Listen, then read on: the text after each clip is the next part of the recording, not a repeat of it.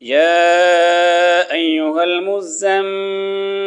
قم الليل إلا قليلا نصفه أو انقص منه قليلا أو زد عليه ورتل القرآن ترتيلا إنا سنلقي عليك قولا ثقيلا إن